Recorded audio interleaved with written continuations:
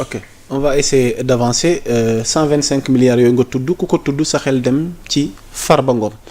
soora mi ngi ci loxol justice gis nañ ne mbir yi tëddee ak mandat de comparution bi ñu bàyyi ko mu dellu këram le temps que nu saytu mu dikkaat alors ban ëllëg lañ mën a séentu ci mbirum Farba waaye la ca xew tamit tey en tant que juriste ban analyse lañ ci mën a def parce que ñenn ngi naan dañ ko waroon téye ba noppi après ñu jàll ci leneen maître loo ñuy leeralal ci li xew ak mbiru Farba. non keroog diggante moog yoon le pôle financier ñoom. ñoom ñoo yor seen fonctionnement bopp ak seen organisation bopp. parce que pôle financier loi moo ko teg ci loi bu nekk. wax dëgg yàlla am na nu muy doxalee. te li ñuy doxalee ak Farba Ngom. la dernière fois loolu c'est des prescriptions du code de procédure pénale en fait. am nit ki suñ la woowee ci yoon. juge bi am na la latitude jox la sa dossier yow nga demander ñu reporter ko. pour l'inculpation parce que bokkul inculpation bi c'est à part. parce que ce jour-là le juge mënoon na leen inculper Farba Ngom. il avait cette possibilité. waaw mënoon na ko inculper mais quand même. ces avocats aussi mën nañu demander à ce que ñu reporter l'inculpation pour ñu may leen ñoom aussi. puisque peut-être charge dafa bare wala dossier bi dafa bare ñu am le temps jàngat seen dossier xam li ci ne. aussi préparer seen moyen de défense. loolu aussi yoon may na leen ko. man le cas de Farba aussi loolu laa koy inscrire kese. soo seetee d'ailleurs le premier ministre Ousmane Sonko. yaa ngi fàttaliku sa première inculpation. njëkk nañ ko convoqué. bu mu ñëwee juge bi recevoir que dans son bureau mu demander à ce que. mu dellu si waat pour que. ñu mën a def inculpation bi te noonu la demee bu mu ñëwee juge bi inculpé ko de placer sous contrôle judiciaire même dernière inculpation bu ñu koy placer sous mandat de dépôt c'était ça. dafa ñëw juge bi aussi jox ñu l'habitude à les avocats ne leen dem leen ngeen xooli dossier bi tout ça léegi soo leen xoolee ba pare après ngeen ñëw ñu def inculpation bi donc loolu possibilité boo nga xam ne loi bi moo et puis dama jàpp ni sax c'est normal parce que dossier bu toll noonu ak document yu si nekk pièces yu si nekk kenn mënu ko consulter si benn instant léegi nag loolu day laaj. avocats yi aussi concerté wu seen biir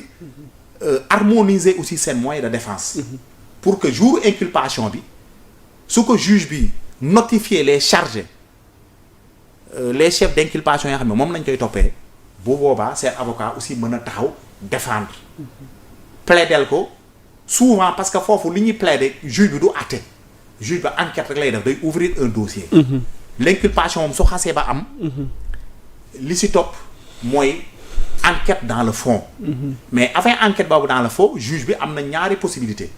soit mu placer le sous mandat de dépôt soit mu placer sous contrôle judiciaire léegi nag bu boobaa avocat yi lu ñu seen liggéey mooy wax juge bi kii kat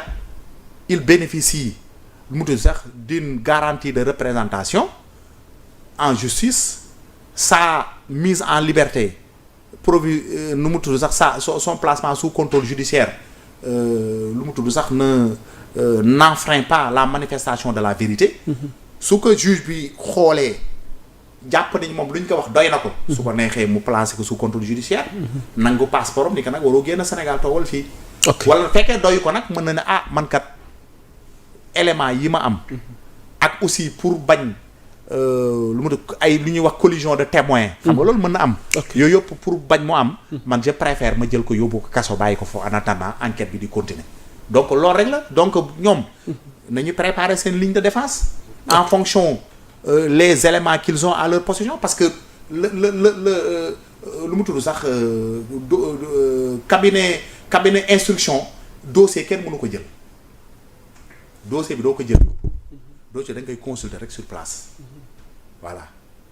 parce que aussi xam nga l'instruction elle est secrète kenn warul xam lu ci ne sauf avocat yi ak l'inculpé ak jugement xam ne moom moo yor dossier bi ñooñu rek a war a xam li ci ne loolu moo tax juge bi di bañ ñuy jël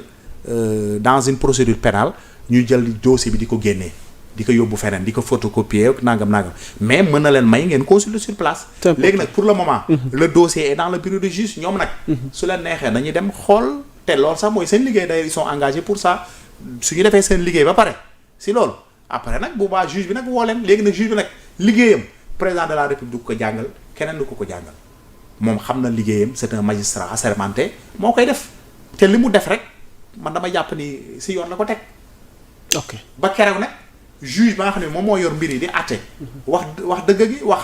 diw mi ñuy topp moo def wala deful loolu kay c'est clair. c'est important maître ñu terminer ak le cas de Macky Sall ndax ñu bëri jàpp nañ lu jiig njaag mooy njaag ndax moo yore woon réew mi te li rapport bi wane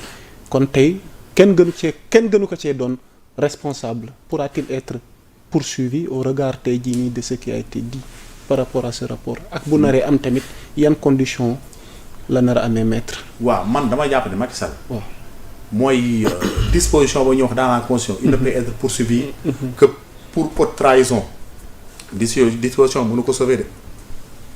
loolu mënu ko sauver parce que wax dëgg yàlla Macky Sall li mu def. surtout finances publiques yi. nga xam ni le président de la République est l'ordonnateur principal du budget. le président de la République c'est-à-dire que budget bi lépp lu ci waay def. moom la ne parce que moom moo jox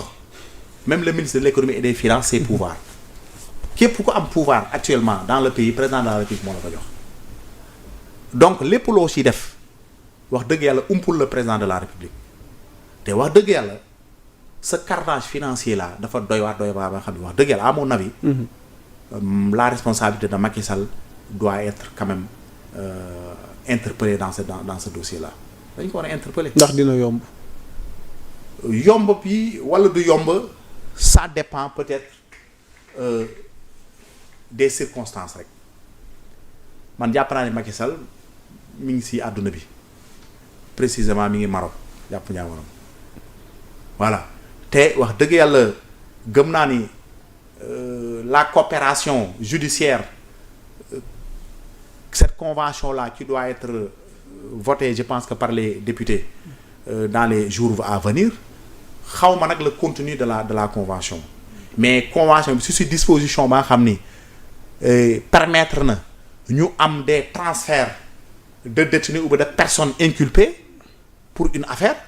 moom s'il se trouve sur le territoire marocain mu am des dispositions je précise d'abord si la convention contient ces dispositions là mais su ko contenirul loolu kenn du ko mënal dara mais fekkee la convention contient des dispositions une personne qui vivait au Sénégal et qui a commis des infractions mu dem lu mu tudd sax beneen réew juge bi nekk Sénégal inculpé que loolu si loolu te convention prévoir ni la personne qui est inculpée dëkk bi mu nekk am nañu benn convention boo xam ne war nañ ko mën a extrader bu waa dañ koy extrader yaa ko souci te man damay militer pour cette loi là ñu dugal ci ces dispositions là pour que Macky Sall suñ ko inculpé pour des faits de détournement lu mu tudd sax parce que parce que le président de la République mënoo ko topp pour détournement mais mën nga ko topp pour haute trahison mais man dama jàpp ni c'est la Cour des comptes ce qu'il a révélé loolu haute trahison la c'est important pour man loolu je l'interprète comme une haute trahison keneen nag mën na ci am xalaatam wax dëgg yàlla chacun peut avoir sa propre interprétation mais man dama jàpp ni ces cas de détournement là nga xam ne Macky Sall au vu et au su du président de la République loolu haute trahison la te haute trahison su amee wax dëgg yàlla le président de la République mën nañu ko poursuivre te sur la base de ça man dama jàpp ni si la convention le prévoit mën nañu demander son extradition. jërëjëf maître loolu lañ amoon ci ay laaj moo mel ni waxtu wi dab nañu di leen fàttali ñu ngi nekkoon ak maître Babacar Ndiaye cadre ca parti Pastef nekk directeur de la société nationale de recouvrement donc ñu doon càmbar ay tomb yu soxal tolluwaay réew mi maître di la bàyyi rek nga tàggoo bu dul tàggatoo rek ko defee ñu joxe rendez-vous beneen yoon incha allah maa ngi lay remercier d'abord yaa Moussa mi ma invité ci plateau bi di remercier aussi internautes yi nga xam ne wax dëgg yàlla ñoo ngi di leen di topp saa su ne wax dëgg yàlla di leen remercier pour leur fidélité parce que aussi lu tax parce que wax dëgg yàlla c'est un organe qui joue un rôle très très important d'information et de vulgarisation aussi te wax dëgg yàlla am ngeen njëriñ bu baax parce que réew mi sur woon journalistes yi nit ñi sa lëndëm la ñuy nekk voilà loolu moom il faut le reconnaître te loolu ñoo ngi leen ci encourager bu baax